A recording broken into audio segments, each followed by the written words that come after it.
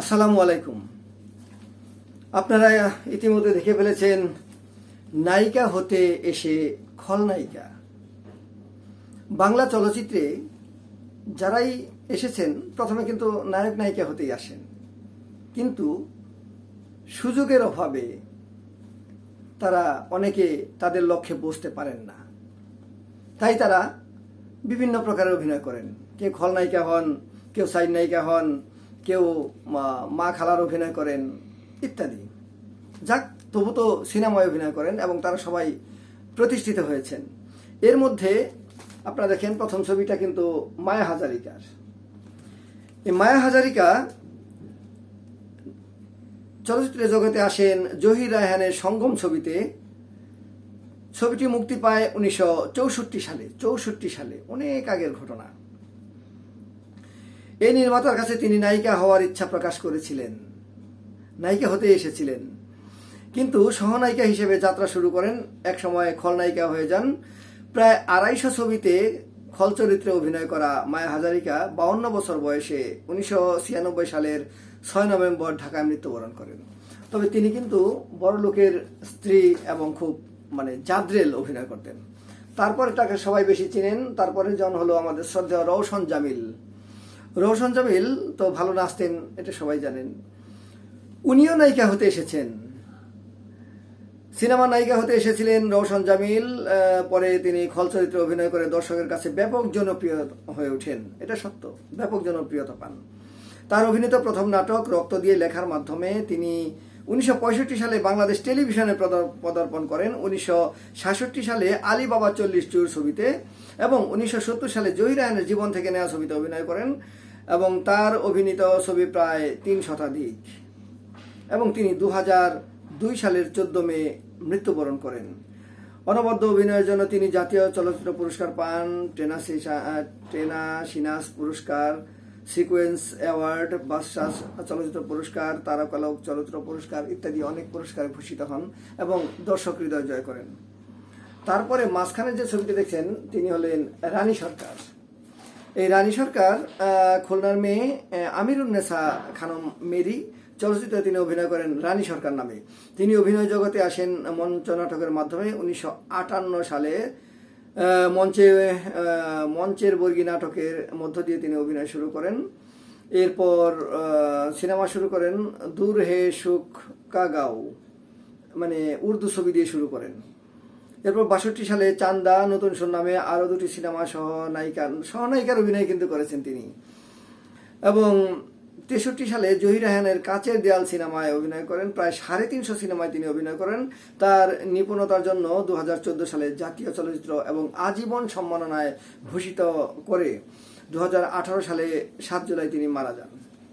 এরপরে এই যে ছবিটা দেখছেন ইনি সুষমা আলম, তাকেও আপনারা চিনেন।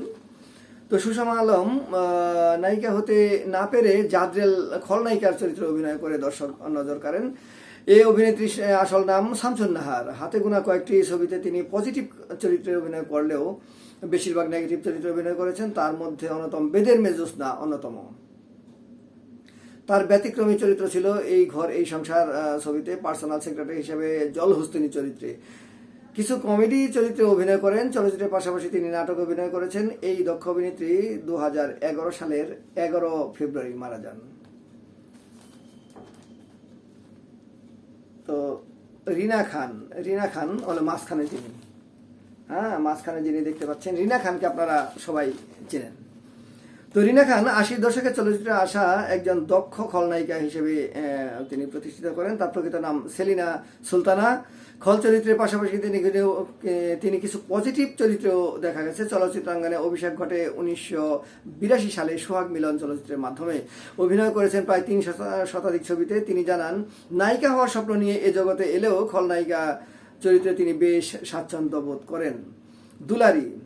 দুলারি হলো এই যে কর্নারের যে ছবিটা, লাস্ট ছবিটা দুলারি, তাকে আপনারা চেনেন। দিলদারের সাথে প্রচুর অভিনয় করেছে। 80 দশকে নারী খল চরিত্রে অভিনেত্রীদের মধ্যে অন্যতম দুলারি। বাস্তব জীবনে তিনি পরোপকারী ও সমাজসেবক হিসেবে যথেষ্ট সুপরিচিত। অনেক পরোপকারী তিনি, অনেক সাহায্য সহযোগিতা করেন।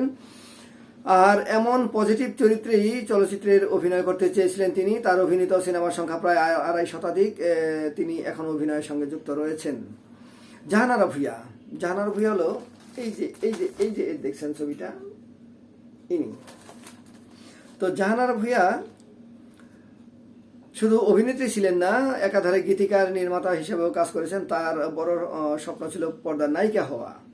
গীতিকার হিসেবে তিনি প্রথম চলচ্চিত্রে আত্মপ্রকাশ করেন এবং নিমাই সন্ন্যাসী ছবিতে তিনি গান লিখেন, যেটি তার স্বামী চিত্র পরিচালক সিরাজুল ইসলামের। আর খলনায়িকা হিসেবে অভিনয় শুরু করেন সৎমা ছবি দিয়ে। এ পর্যন্ত তার অভিনীত সিনেমার সংখ্যা প্রায় 2.5 শতাধিক। তার পরিচালিত ছবি, তিনি একজন চলচ্চিত্র পরিচালকও, সিদিউর নিয়না মুছে। এখনও তিনি অভিনয়ের সঙ্গে যুক্ত আছেন। শবনম পারভিন, এই যে ইনাকে তো আপনারা সবাই চিনেন। ইত্যাদির নারী চরিত্রে অভিনয় করছেন তিনি বর্তমানে। 1985 সালে আগুন পানি ছবিতে অভিনয় করেন নায়িকার চরিত্রে। আর খলনায়িকা হিসেবে তার প্রথম অভিনয় 1986 সালে শুকতারা ছবিতে। এ পর্যন্ত খলনায়িকা হিসেবে প্রায় শতাধিক ছবিতে অভিনয় করেন। ছোট পর্দাতেও তার ব্যাপক জনপ্রিয়তা। টিভি নাটকের পাশাপাশি হানিফ সংকেতের ম্যাগাজিন অনুষ্ঠান ইত্যাদির নাট্যাংশে নারীর চরিত্রে অভিনয় করেছেন তিনি। নাগমা। নাগমা নাগমা ইয়াং বয়সে মারা গেছে। এই যে এই ছবিটি, আপনারা তাকে চেনেন। নাগমা 90 দশকের চলচ্চিত্র অভিনেত্রী ছিলেন। অভিনেত্রীর আসল নাম সালমা আক্তার লিনা। তিনি মাত্র 40 বছর বয়সে মৃত্যুবরণ করেন। 2015 সালের 18 সেপ্টেম্বর মারা যান। 1994 সালে মুক্তিপ্রাপ্ত চলচ্চিত্রে খুনের বদলা ছবিতে প্রথম অভিনয় করেন এবং শতাধিক চলচ্চিত্রে খল চরিত্রে অভিনয় করেন। তিনি আমার একটা ছবিতে অভিনয় করেছিলেন, খুনি বউ চরিত্রে খল অভিনয় করেছিলেন। তো আপনারা এখানে যাদের দেখছেন, অনেকে আমাদের মাঝে নেই। যারা আমাদের মাঝে নেই তাদেরকে আল্লাহ জান্নাত দান করুন, এবং যারা বেঁচে আছেন তাদের সুস্থতা কামনা করছি। তারা আরো ভালো ভালো ছবি আমাদের উপহার দিবেন, এই আশা ব্যক্ত করে আজকের মতো শেষ করছি। আসসালামু আলাইকুম।